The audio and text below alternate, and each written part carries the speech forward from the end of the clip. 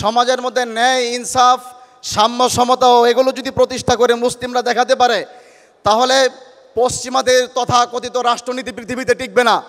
এই জন্যই এই ধরনের কোনো রাজনৈতিক সংগঠনকে পৃথিবীতে পশ্চিমা শক্তি কোনো দিন দাঁড়াতে দিবে না। অতএব কারণে এভাবেই আপনার আন্নাহদার মতো সংগঠন ধ্বংস হয়েছে। জামাত ইসলামকে ঠিক এই কারণেই বাংলাদেশ সহ উপমহাদেশে পা সুযোগ করে দাঁড়াতে দেওয়া হয়নি। আমাদের চ্যালেঞ্জ এটা নয়, আপনাদের চ্যালেঞ্জ কখনোই এটা নয় যে আগামী রাজনীতিতে আপনারা ক্ষমতায় আসতেছেন কিনা। চ্যালেঞ্জ হবে প্রথম, সবচেয়ে বড় সেটা, যদি আপনারা ক্ষমতায় আসতে পারেন, পৃথিবীর সমস্ত অপশক্তি দাঁড়িয়ে যাবে।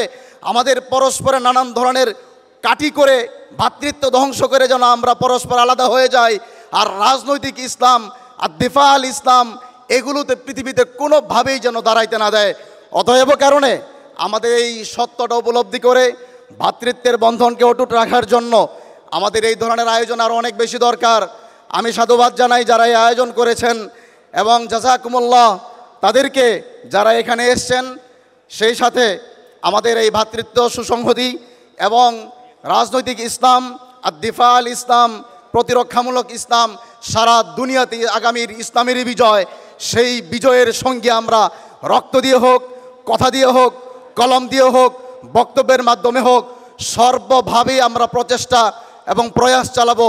সে অঙ্গীকারবদ্ধ করেই আমি আমার বক্তব্য শেষ করছি। ওয়া আখির দাওয়ানা আলহামদুলিল্লাহি রাব্বিল আলামিন।